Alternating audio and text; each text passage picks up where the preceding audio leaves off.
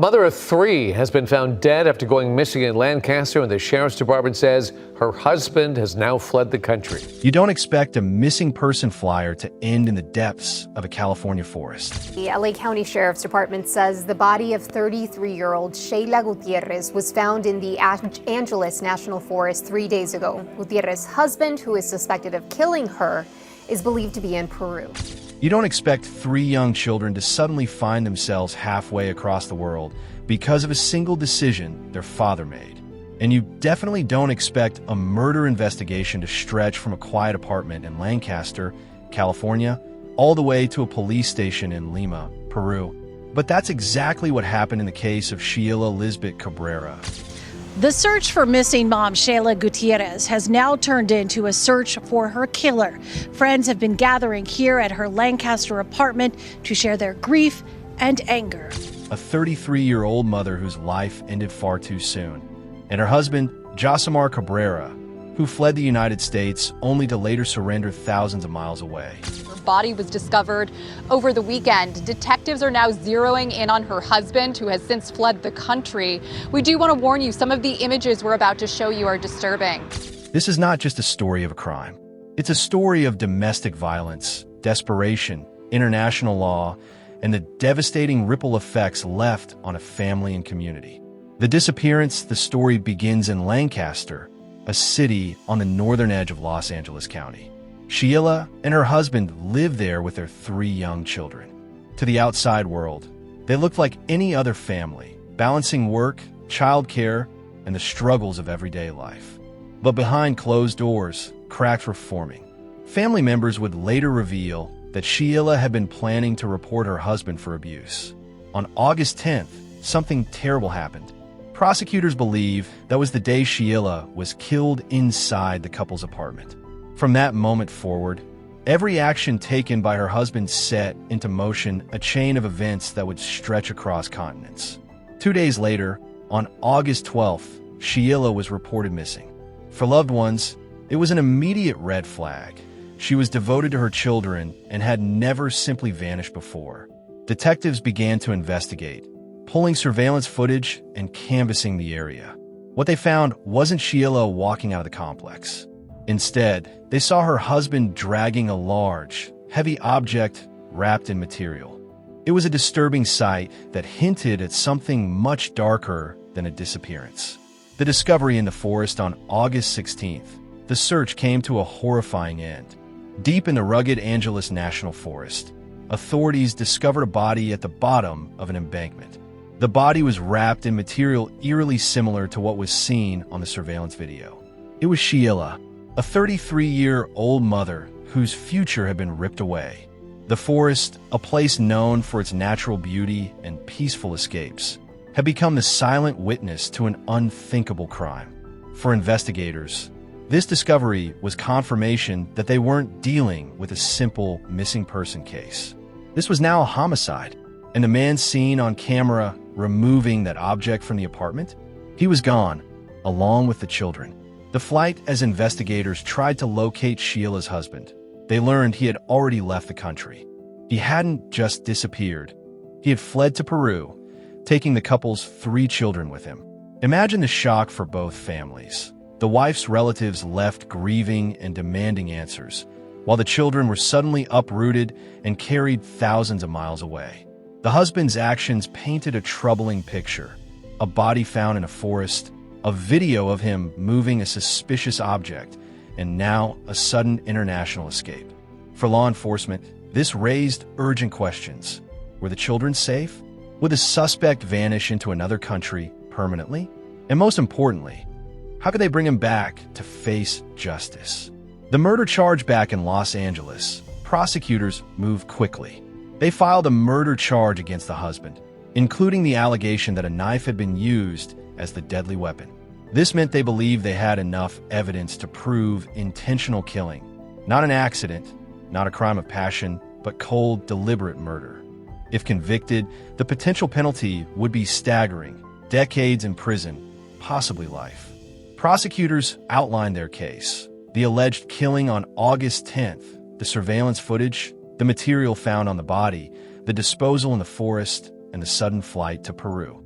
Piece by piece, it formed a narrative of guilt that would be hard to ignore. The surrender in Lima, then came the twist no one saw coming. Instead of hiding indefinitely, the husband turned himself in. In Lima, Peru, he surrendered to authorities and was immediately detained. This move stunned many. Why surrender after such an elaborate escape? Was it pressure from authorities, fear of capture, or a calculated legal decision? Regardless of motive, the fact remained, he was now in custody. For the children, it was a moment of relief. Peruvian authorities quickly placed them in protective custody, ensuring their safety. Arrangements were made for them to be reunited with their mother's family in Los Angeles.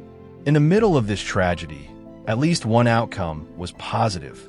The children were safe and no longer trapped in uncertainty. The evidence at the heart of the case is the evidence and what it says or doesn't say. First, the timeline. Prosecutors allege Sheylla was killed on August 10th in the apartment. This anchors their case. Second, the surveillance footage. It doesn't show the crime itself, but it shows her husband dragging a large, wrapped object soon after she disappeared. When Sheyella's body was found in the forest wrapped in similar material, the pieces fit together in a disturbing way. Third, the forest discovery. Dumping a body in a remote, rugged area indicates concealment. Investigators often look for trace evidence, soil, fibers, plant matter, that can link the disposal site to a suspect's vehicle or clothing. Fourth, the flight, leaving the U.S.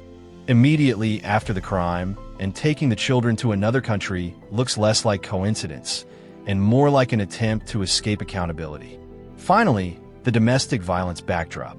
Family members say Sheylla had planned to report abuse. If investigators uncover texts, calls, or prior incidents, this could establish motive. Extradition and the law, now, the legal process becomes international. Extradition is not instant.